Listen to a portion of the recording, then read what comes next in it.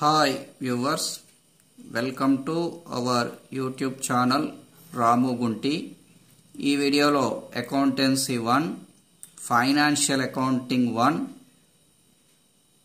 Bank reconciliation statement, bank నిల్వల సమన్వయ పట్టిక. పూర్తి ప్రాబ్లం క్లాస్ రూమ్లో ఎలా చెప్తారో అలా అందిస్తున్నాము. ఈ video BCom first year first semester year wise అయితే ఫస్ట్ ఇయర్, అలాగే BCom general computers taxation insurance తో పాటుగా బీబీఏ బీబీఎం అలాగే ఓపెన్ యూనివర్సిటీ డిస్టెన్స్ మోడ్ అందరికీ ఉపయోగపడుతుంది. మరియు ఇంటర్మీడియట్ ఫస్ట్ ఇయర్ వారికి తప్పనిసరిగా ఉపయోగపడుతుంది. మరి ఇక్కడ ఒక ప్రాబ్లం ఉంది చూడండి. క్రింది వివరాల ఆధారంగా 31/12/2018 నాటి బ్యాంకు నిల్వల సమన్వయ పట్టిక తయారు చేయండి అంటున్నారు. పాయింట్స్ వైజ్ గా ఇచ్చారు. నగదు పుస్తకం ప్రకారం నిల్వ 12,500 ఫస్ట్ పాయింట్ గా ఇచ్చారు. మరి మనకి ఇక్కడ ఇచ్చింది నగదు పుస్తకం ప్రకారం, అంటే అన్ని అడ్జస్ట్మెంట్స్ నగదు పుస్తకంలోనే చేయాలి. నెక్స్ట్ సెకండ్ పాయింట్, చెక్కులు జారీ చేసి బ్యాంకుకు పంపనివి 900. థర్డ్ పాయింట్, చెక్కులు డిపాజిట్ చేసి వసూలుకు పంపనివి 1200. ఫోర్త్ పాయింట్, బ్యాంకు చెల్లించిన బీమా ప్రీమియం 500. ఫిఫ్త్ పాయింట్, బ్యాంకులో నేరుగా ఒక ఖాతాదారుడు జమ చేసినది 800. సిక్స్త్ పాయింట్, బ్యాంకు వసూలు చేసిన పెట్టుబడులపై వడ్డీ 200. లాస్ట్ సెవెంత్ పాయింట్, పాస్బుక్ లో మాత్రమే నమోదైన బ్యాంకు ఛార్జీలు 100 రూపీస్. మరి ఈ దాని అంశంగా ఎట్లా సొల్యూషన్ చేయాలి? రైట్, చూడండి, ఇది పట్టిక మాత్రమే కాబట్టి 31/12/2018 నాటి బ్యాంకు నిల్వల సమన్వయ పట్టిక. వివరాలు inner column rupees, outer column rupees. మరి ఇది కేవలం పట్టిక, statement, no debit no credit. మనకు మొదటగా ఏ పుస్తకం ఇచ్చారండి? నగదు పుస్తకం ప్రకారం. కాబట్టి నగదు పుస్తకం ప్రకారం నిల్వ అంటే ఇది అనుకూల నిల్వ అండి. అంటే నగదు పుస్తకంలో డెబిట్ చూపెడుతుంది. కాబట్టి నగదు పుస్తకం నిల్వ మనకి ఎంత ఇచ్చారు? 12,500 ఇచ్చారు.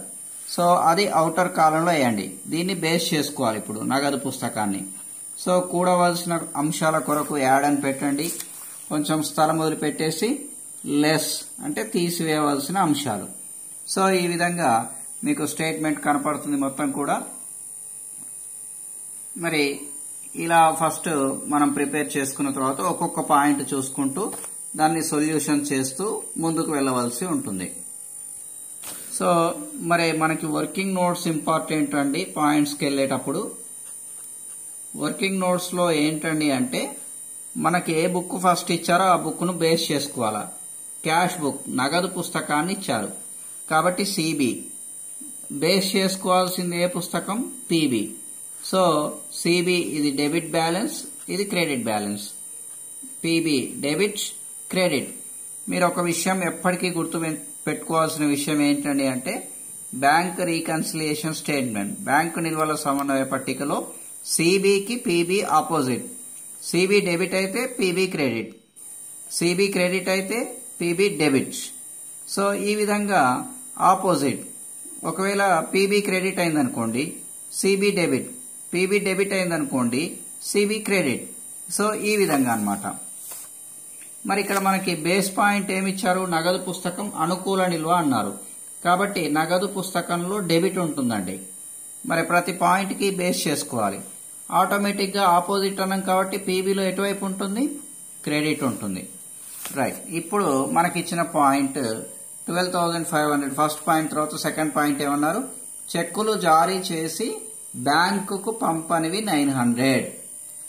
ఇప్పుడు చూడండి, చెక్కులు జారీ చేశాం అంటే క్యాష్ వెళ్ళిపోతుంది. క్యాష్ వెళ్ళిపోతే క్యాష్ బుక్ లో ఎటువైపు ఉంటుంది? క్రెడిట్ ఉంటుంది. కానీ బ్యాంకుకు వచ్చినాయా? ఆపోజిట్ డెబిట్ రాయాలి కదా, రాశారా? రాయలేదు. సో అట్లాంటప్పుడు 12,500 లో మరి మనము 900 తీసేయాలి. సో 900 తీసేస్తే ఎంత అవుతుంది? 11,600 అవుతుంది. సిబి ఎంత చూపెడుతుంది? 11,600. మరి పీబీ ఎంత చూపెడుతుందండి? దీంట్లో ఎలాంటి మార్పు లేదు కాబట్టి 12,500 చూపెడుతుంది. మరి మనము ఫస్ట్ ఇచ్చిన బుక్ ఏ బుక్? క్యాష్ బుక్, నగదు పుస్తకం. అన్ని అడ్జస్ట్మెంట్స్ ఎందులో చేయాలనుకున్నాము? సిబిలోనే చేయాలి. కాబట్టి 11,600 ని ఏ విధంగా చేయాలి? 12,500 గా చేయాలి. మరి 12,500 చేయాలంటే ఏం చేయాలి? మరలా ఈ 900 ని ప్లస్ చేయవలసి ఉంటుంది, అంటే యాడ్ చేయవలసి ఉంటుంది. సో ఈ విధంగా మరి ఇలా అన్ని క్లాస్ రూమ్స్ లో మీకు ఈ విధంగా ఎక్స్ప్లెనేషన్ దొరకదు, కాబట్టి జాగ్రత్తగా నేర్చుకోవడానికి ప్రయత్నం చేయండి. అంటే మనకు ఫస్ట్ పాయింట్ ఏం చేయాలి? కలపవలసి ఉంటుంది. రైట్. ఫస్ట్ పాయింట్ యాడ్ లో ఫస్ట్ పాయింట్ ఏంటండి? చెక్కులు జారీ చేసినవి బ్యాంకుకు పంపనివి. చెక్కులు జారీ చేసిన బ్యాంకుకు పంపనివి ఎంతండి? 900.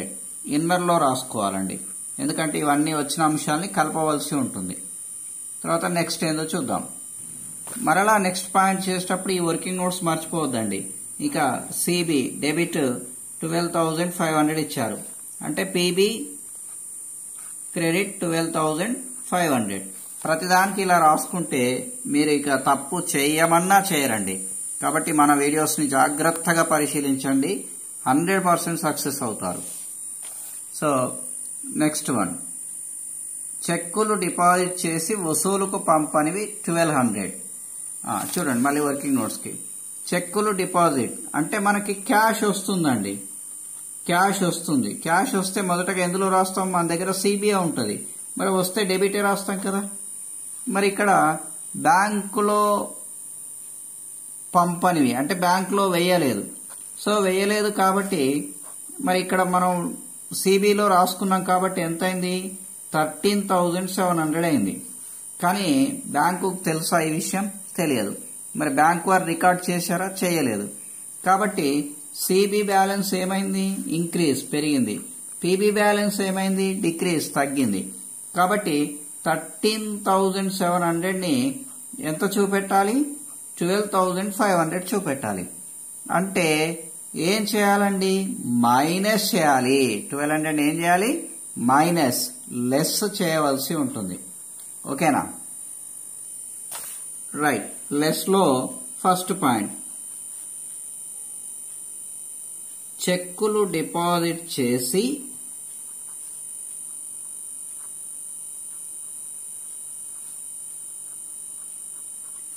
బ్యాంకుకు పంపనివి.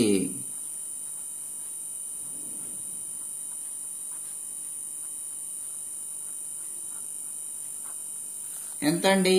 1200. ఇన్నర్లో వేసుకోవాలి, ఎందుకంటే అన్ని వచ్చిన ఎన్నో చూసుకొని కలపాలి కాబట్టి. Next point. సో మళ్ళీ నెక్స్ట్ పాయింట్ సేమ్, మళ్ళీ working note CB debit 12,500, PB credit 12,500. మరి ఏమన్నారో చూద్దాం. ఇప్పుడు బ్యాంక్ చెల్లించిన బీమా ప్రీమియం 500. వర్కింగ్ నోట్స్కి రండి. మరి బ్యాంకు చెల్లిస్తుంది అంటే బ్యాంకులో ఏ బుక్ ఉంటుంది? పీబీ. పీబీలో ఏం చేశారు? 500 బీమా ప్రీమియం చెల్లించారు, అంటే ఖర్చు అయింది. ఖర్చు అయితే పీబీ ఎందులో రికార్డ్ చేయబడుతుంది? డెబిట్ రికార్డ్ చేయబడుతుంది. సో ఈ విషయం సిబికి తెలుసా? క్రెడిట్ కాలేదు, అంటే ఆపోజిట్ రాయాలనుకున్నాం కదా, రాయలేదు. సో ఇప్పుడు పీబీ 12,500 నుంచి 500 లెస్ చేస్తే ఎంత అయింది? 12,000 అయింది. కానీ సిబికి ఈ విషయం తెలుసా? మనకు తెలియదు.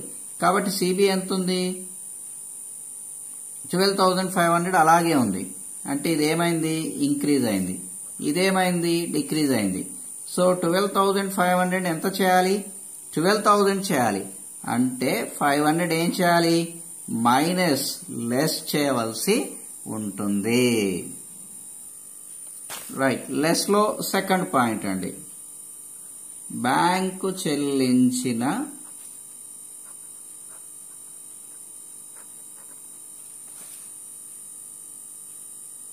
బీమా ప్రీమియం.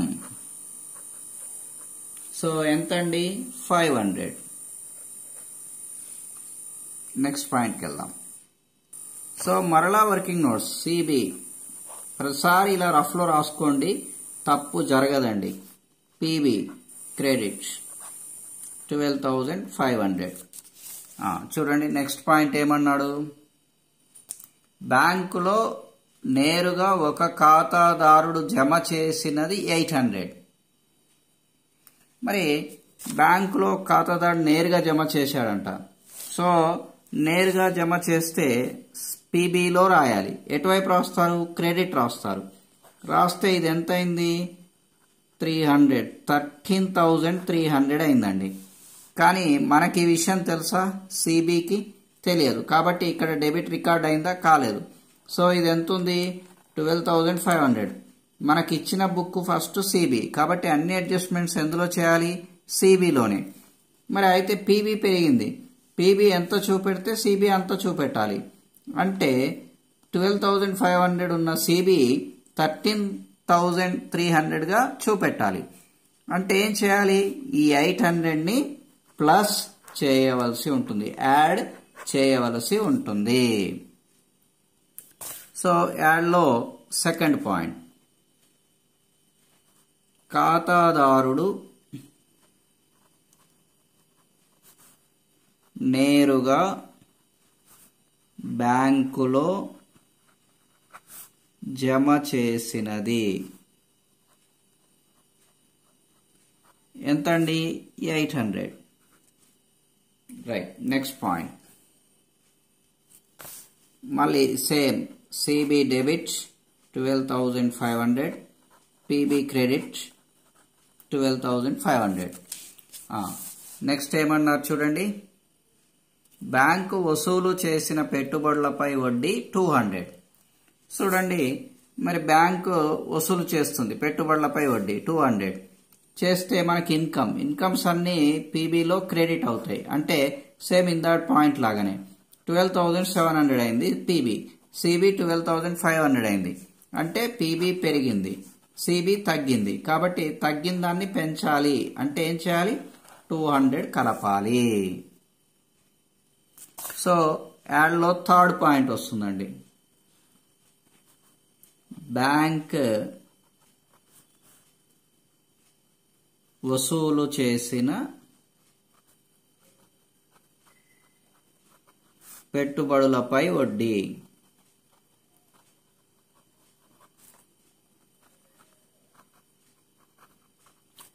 సో ఎంతండి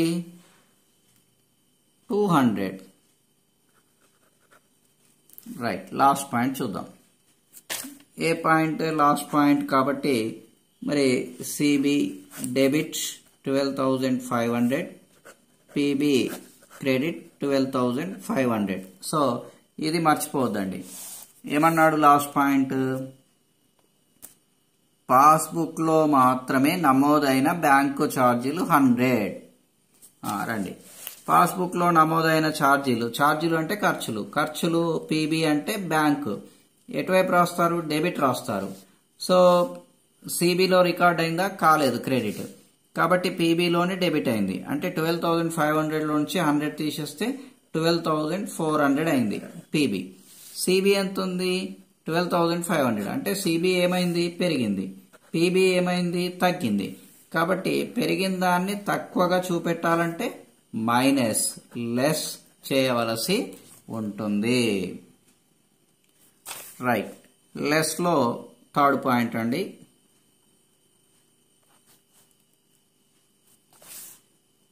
బ్యాంక్ లో నమోదైన ఛార్జీలు ఎంతండి 100 రూపీస్.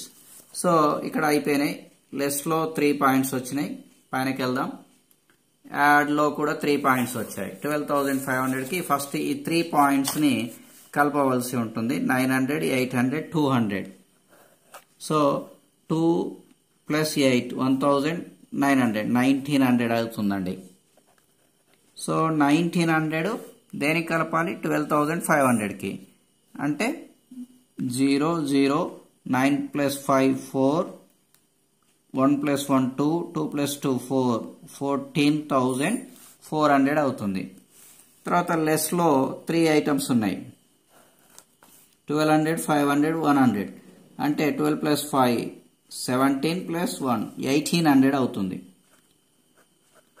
సో 1800 14,400 లో నుంచి లెస్ చేయండి. చేసేస్తే 0 0 4 లో నుంచి 8 అంటే ఎంత వస్తుందండి? సో 14,400 మైనస్ 1800 అంటే 12,600 వస్తుంది. మరి ఫస్ట్ మనం దేంతో స్టార్ట్ చేసాం? నగదు పుస్తకం ప్రకారం. అంటే ఇక్కడ ఏ పుస్తకం వస్తుంది? పాస్ పుస్తకం ప్రకారం వస్తుంది. ఆపోజిట్ వస్తుంది చివరికి. పాస్బుక్ ప్రకారం నిల్వ.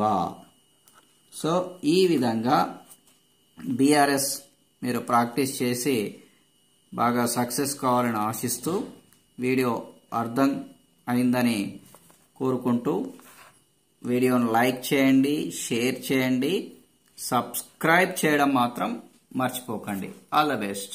Thank you.